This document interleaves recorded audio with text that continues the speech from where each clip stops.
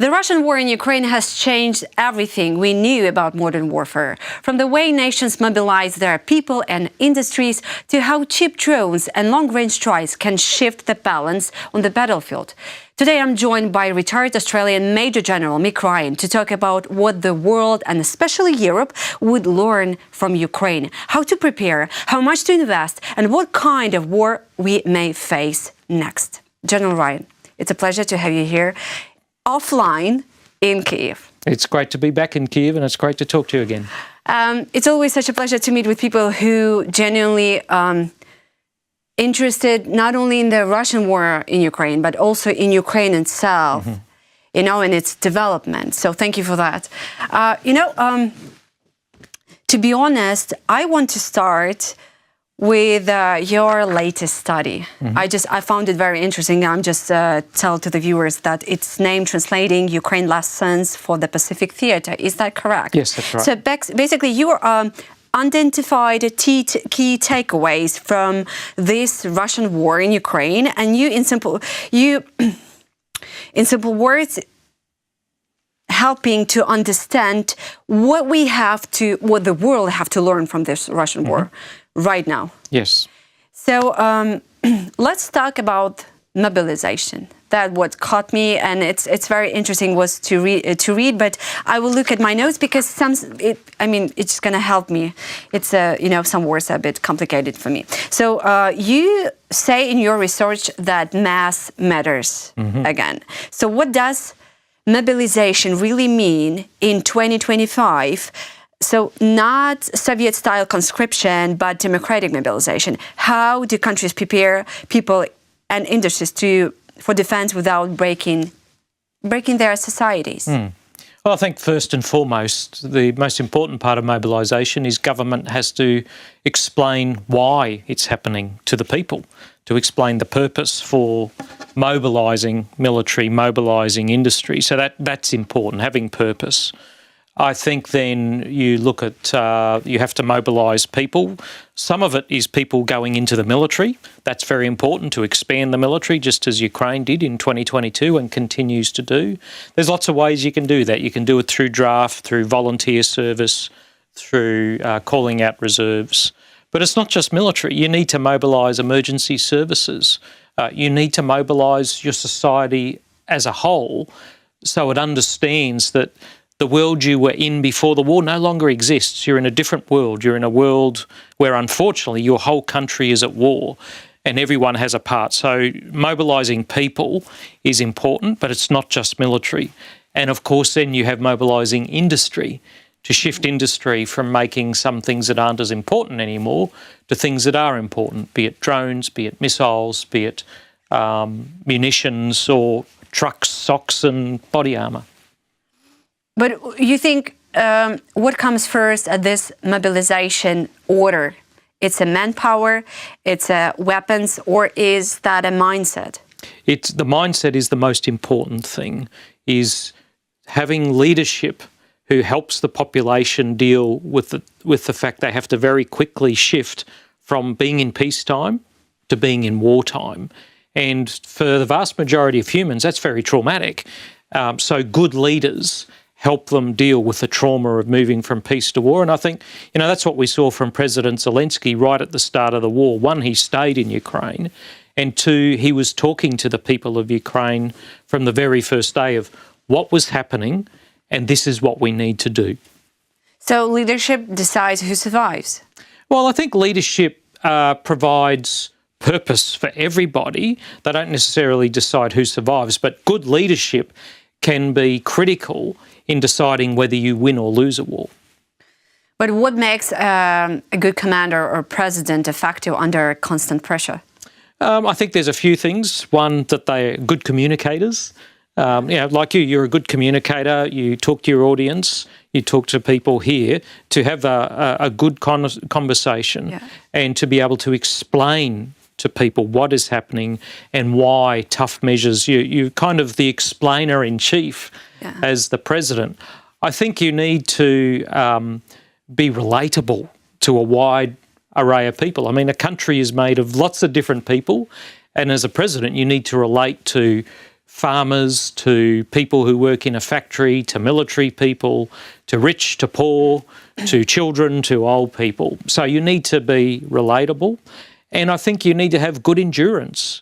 You need to be able to work very long hours, keep you cool, keep a sense of humour. And I think by and large, we've seen that from President Zelensky, and we've seen it from great leaders in history. General Ryan, when you talk about the mindset, don't you think it's super complicated to shift people's mindset, especially those? Let's remember the beginning of the February 2022. Everybody was screaming that the Russian will attack. The Russian soldiers, hundreds of thousands, they were next to Ukrainian border. And I was among those people who didn't believe they will attack. Despite the fact that they annexed Crimea, despite the fact they started a war in 2014 in Donbass, I still didn't believe that rockets will fly over Ukrainian cities and will kill so many civilians, kids. So the question is how to change that mindset in the countries that could not even imagine that could happen to them because they are not having any border with Russia. Well, I think first it's worth realising that what you thought is not a bad thing. It's like it's good to think the best of humans, but then you need people like me who don't, who can anticipate the worst. And I think good leaders hope that most of their people think like you, but also have a few people in the military, in the intelligence services, who understand that despite our best hopes, we also have to plan for the worst. We have to imagine the worst that might happen, be it war, be it pandemics, be it natural disasters, and ensure the country, the military, the emergency services are all prepared for that worst case. I think you saw, say, in General Zaluzhny, he did a lot of preparations to disperse forces and those kind of things to make sure that the Ukrainian forces had a fighting chance in the early hours. But at the end of the day, it's very hard to prepare for something like what the Russians did in the modern era, when most of the citizens, not just here but around the world, think that war isn't possible in the 21st century. You often write that to be ready for the war, for modern armies need both technologies and mass. And how much should Europe spend to be ready for any kind of invasion? So is that 3% of GDP, is that enough? I think 3% is not going to be enough. I think they've committed to 5%, but 1.5% of that is infrastructure and civil defence, which is good, you know. So, 3.5% on military, another 1.5% on civil defence, infrastructure hardening, I think is a really good measure. My country is not spending that. I'm an advocate for us to spend much, much more than what we are. So, to deter countries like Russia, China, North Korea, we really need to be spending around the 3 to 5% of GDP for a little while to come, because that will be cheaper than spending 30% of a GDP in a war if we don't deter it. And that's where Ukraine is. Yeah, true. But if you could advise European leaders where to spend their first billions, where it will be ammunition, air defense, drones and anti-drone systems, long-range missiles? I think part of it would be weapons. Part of it would be investing in the people and infrastructure to be able to expand their military quickly. So you need to have trainers, you need to have more bases so you can build your military like you did from 250,000 to 1 million people very quickly. That takes training, that takes bases, and part of your initial spend has to be kind of priming the pump to expand your military forces. Yeah. I've just recently heard the quote, and I realized this is true, that the modern war, the Russian war in Ukraine, it's not what we knew about the war. It's not the war we were reading in the books. When you have a battlefield, a front line, basically, and you have the one army from one side, the other army on the other side. And now with the drones, the front line is completely different.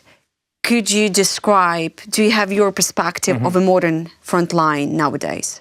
Well, it really depends on the geography. I mean, Eastern Europe is very different to, say, Africa, which is different to the Pacific. But the war in Ukraine at the moment has many elements of every war that's gone before it. That it's full of human suffering and tragedy. It demands good leadership. That, you know, there are different weapons that come into play at different times. Armies are used, air forces, navies are used. So there's lots of old lessons that we're relearning, but a couple of the new ones. Firstly, drones. I don't think anyone expected the huge explosion in the use of drones that we've seen the last 3.5 years. No one expected 4 years ago that Ukraine would be building 2 to 3 million drones a year. I mean, that was almost unthinkable as the war itself was. So I think that employment of drones in the air, on the ground, at sea, has certainly transformed parts of warfare. I think artificial intelligence is the other one. That's truly new, and it is changing a whole range of things from battlefield targeting all the way through to logistics, personnel, intelligence, planning for these wonderful long-range strikes into Russia. So those two things, drones and AI, are very new, but there's a whole lot of other things that have gone before that are old, but we forgot about.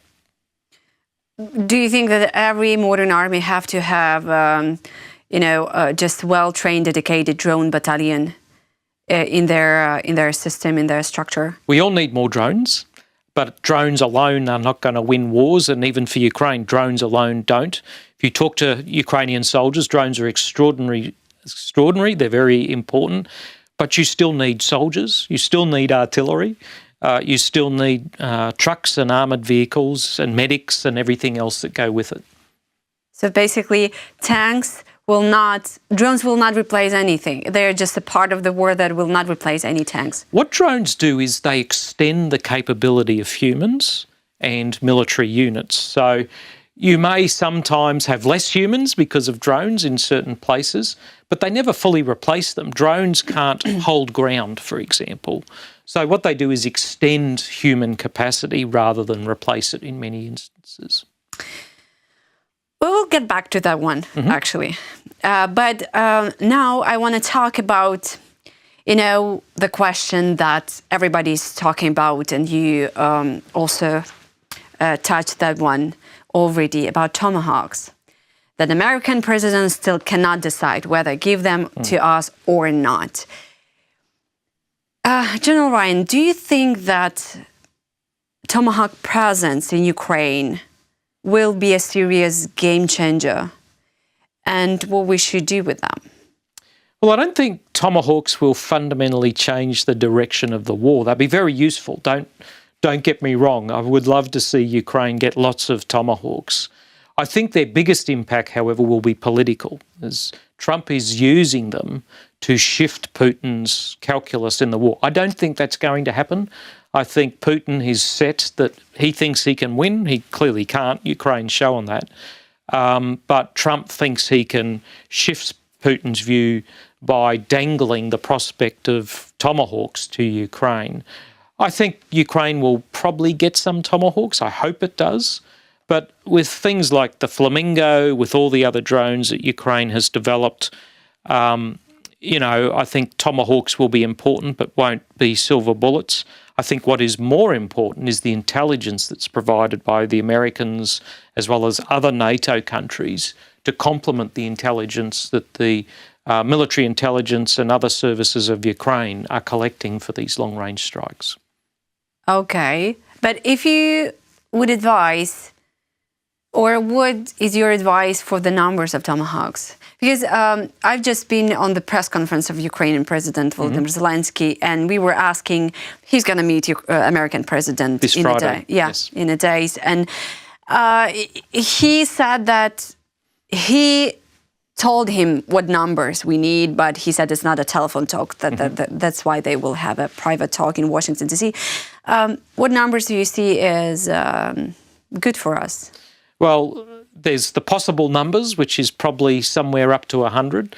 But then for me... Oh, God, 100. It would be, you should get hundreds I mean, to have a significant impact, it would take hundreds of Tomahawks plus Flamingos, plus all the other drones and hybrid cruise missiles that Ukraine has developed. So I would love to see Ukraine get hundreds of Tomahawks. I don't know whether America is prepared to do that. Do they have so many?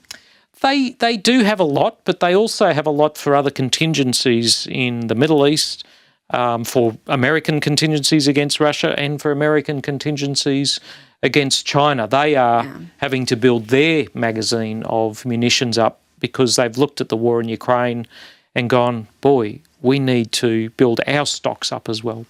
Yeah. Well, I thought even, I thought that people in Russia really scared of us having Tomahawks because the reaction of Medvedev or reaction of Belarusian dictator Lukashenko, they kind of scared. I don't remember when they were so pissed off by something. That's a good thing because a weapon having a psychological impact is positive because the Russian people being scared has an impact on Putin. I don't think it's going to change his mind because he's been happy to see over 1 million of his own citizens killed or wounded in this war. But the psychological impact of those kind of weapons is important. I think we saw HIMARS in its first few months have a fairly significant psychological impact on the Russian operations in eastern Ukraine. Was it? Yeah, I think so. Yeah, but now gradually over time that diminished. I also think the psychological impact of Ukraine killing so many generals, Russian generals, early on was important. But once again, you can normalise that and people get used to it. So these kind of weapons, they have a political impact, that's important. They have a military impact, but we should never forget the psychological impact of these things. Let's not forget, Russia is bombing Ukraine every single night, not for military reasons, but to impose a psychological toll on the Ukrainian people. Why shouldn't Ukraine be doing the same against Russia? General Ryan, have you had a chance to speak with the Russian generals? Do you track what they're posting? Do you have any interest to, to read something there or... I've obviously read a lot of Russian doctrine, those kind of things, and follow what they're doing, but I do not travel there. I'm banned in Russia. You're banned in Russia? I was banned in Russia in the middle of 2022 because of my stance in support of Ukraine and writing about the war. Yes. So, yes, I can't go to Russia. That does not trouble me. But I try and follow the developments in their tactics, their doctrine, and you've got to understand your enemy. Which I think Ukrainian generals understand the Russians better than any Australian ever will. But I certainly try and understand why they do what they do and how they think. In your paper that I named at the beginning, you talk about the learning block with Russia, China, North Korea, and who else? Iran. Okay. So, and what can you tell us about the blog? Because they're exchanging with the information. They're learning from Russia's war in Ukraine. Are there a real possible threat to the world, to the West? This is a real problem for many of us because North Korea and China are learning lessons from this war, from the Russians, but also from their observations of Ukrainian innovation. Everyone's looking at Ukraine as well as Russia. Russia has learnt to learn better. They've shared that with Iran, with North Korea and China, how they can speed up adaptation and innovation. It's not just battlefield use of drones. It's things like how might they be able to produce drones in factories more quickly. The Chinese have helped the Russians with that. It might be things like how do they avoid economic sanctions. And with modern technology, they're able to share these lessons very quickly. They can do it almost instantly. So the problem is when Russia learns a lesson on the battlefield, China, North Korea and Iran can learn the same lesson instantly. That's a problem for all of us. That's a problem. How the West can just, balance with all of this? Well, what we've got to do is have our own learning and adaptation systems. I think NATO, America and its allies do a lot of interaction. We just need to do more of it and do it more quickly. And we need to have a good sense of how is Russia learning, where are the areas it's improving, so we can come up with our counters. So intelligence is very important, but just understanding how human organisations learn and adapt is an important part of this. Speaking about NATO, and talk about the latest incursions of Russian drones and jets into the airspace of NATO countries. You were definitely following that. I don't think that Russia is ready to open a second front, but do you think there is a possibility by 2030, 2035? Well, firstly, I think those drones over Poland in particular, we're all about probing NATO's reaction to how Russia might do that, how NATO might make big decisions. I was just in Poland and spoke on a show there about this very issue. It wasn't an accident. I know Putin said, oh, no, this was an accident. It was not an accident. Oh, he's definitely lying. Well, we know he's lying because his lips were moving. So, you know, this was not an accident. And it was a very deliberate thing, focused at NATO, first and foremost, and then Poland.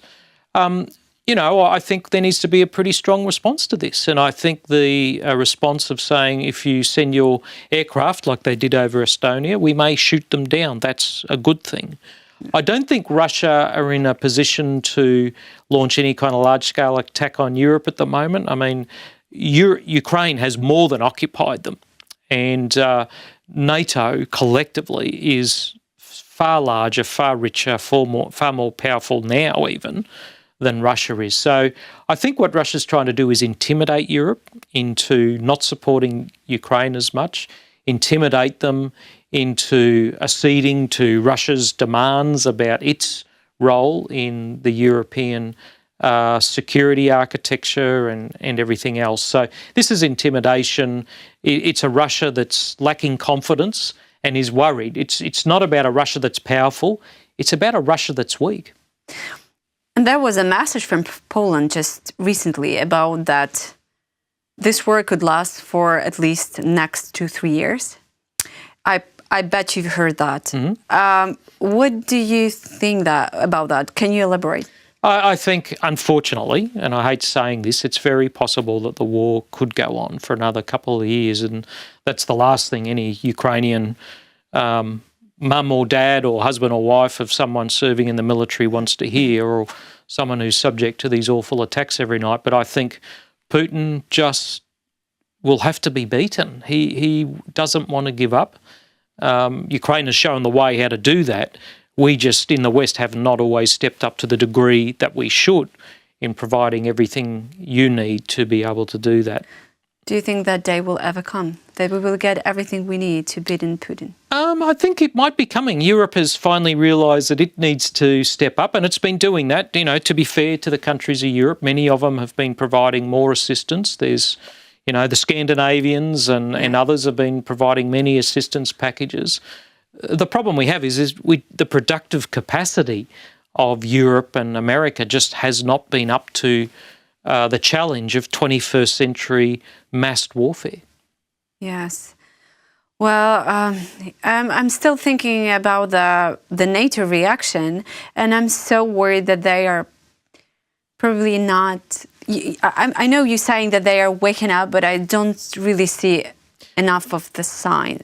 Waking up is not the same as being awake.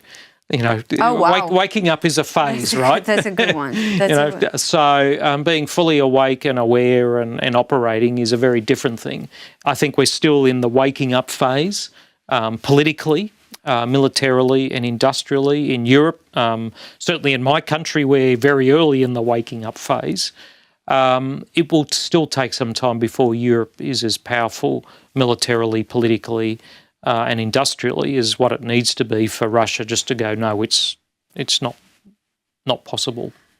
General Ryan, speaking about the American President Donald Trump and tomahawks, do you think when he started to speak about this type of weapon, that Ukraine might get them, do you think it means that he became a pro-Ukrainian, anti-Putin?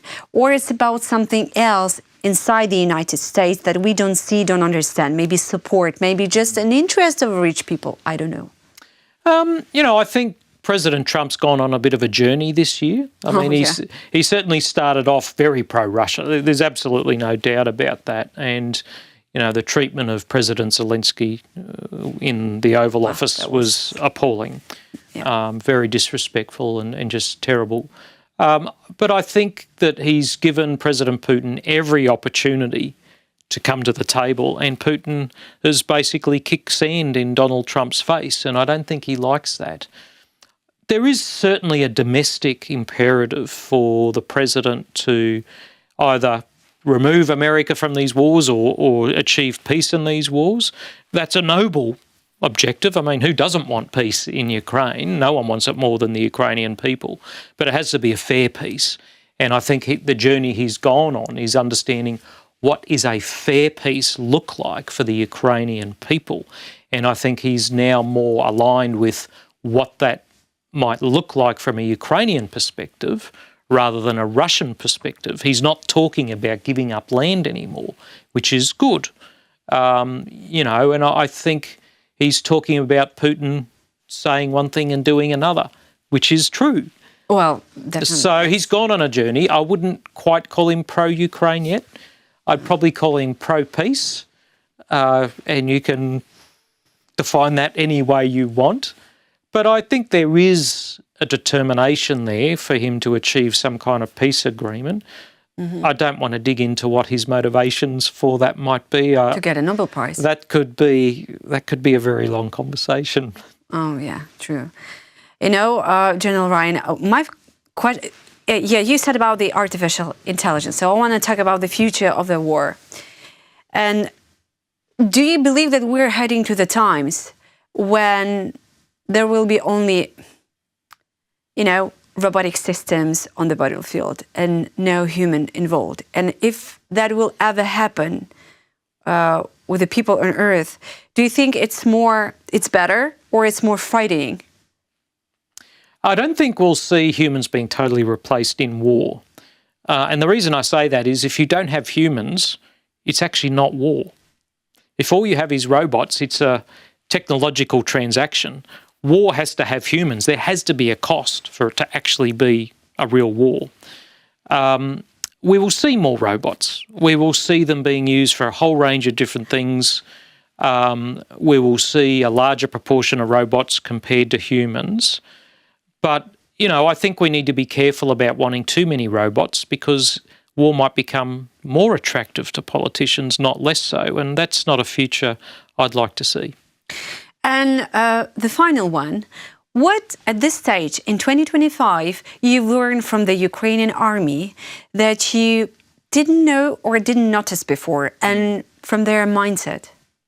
Yeah, I think first and foremost that they're incredibly tough. You know, incredibly determined to... Even now? Absolutely. I mean, there's all kinds of challenges on the front line with personnel and stuff, but, you know, you see this incredible determination to defend their homeland, to defend their families, to defend their cities, their towns, their territory. That mindset is very important to develop in an army, and the Ukrainian army has that. That doesn't mean there aren't challenges. I mean, there's been a whole range of things with mobilisation and these kind of things. But overall, there's this determination, this incredible will in the army that I deeply admire and we should all learn from. I think too that it's proved to be a very adaptive institution, that it's learned and adapted and evolved. The Ukrainian military of today is not the same one that existed in 2022. You know, it's a very different organisation.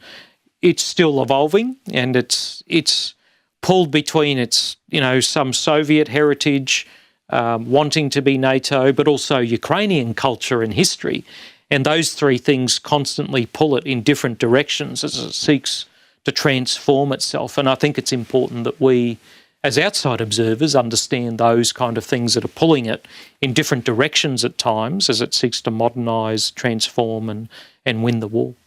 But it's fair to say that a lot of good, well-trained soldiers in general died in 2022. Mm-hmm. That's correct. I mean, the professional force, the full-time professional force of 2022 suffered a huge amount of casualties. And unfortunately, that is what happens in big wars. We've seen it in this war, unfortunately, which means a large proportion of the armed forces are mobilised soldiers. Now, that brings a whole lot of skills and different people into the military, which is a good thing. But you can't avoid the tragedy of that first year of war when you lose a lot of your professional soldiers and officers who have a lot of experience. And like I said, we saw it in this war, but we saw it in places like Vietnam. We saw it in the First and Second World Wars. At heart, the army that wins the war is not the same one that starts the war. I just recently was listening to one of the Ukrainian analysts, and he said that we're living in a very interesting, in a bad way, interesting times, chaotic times, and probably nothing will change in 40, 50 years. So do you think that we're going to see more and more conflicts happening on Earth, despite all the efforts of the American president? I think we are likely to. I think Russia and China believe now is their time to change the international system. And if they have to do that by force, they appear to be at least prepared to do that. Whether Xi wants to go invade Taiwan next year or not is a different question, but he's thinking about his legacy, and part of his legacy is absorbing Taiwan into the People's Republic of China, even though Taiwan has never been part of the modern China. Yes. So I think more conflicts are likely over the next decade, certainly over the next 5 to 10 years. I think this will be, as one writer called it, another bloody century. Unfortunately, just as we saw in the 20th century, I think we may see several large-scale wars in this century. Yeah, I don't remember who said that a peaceful times is just a pause between wars. Unfortunately. Yeah.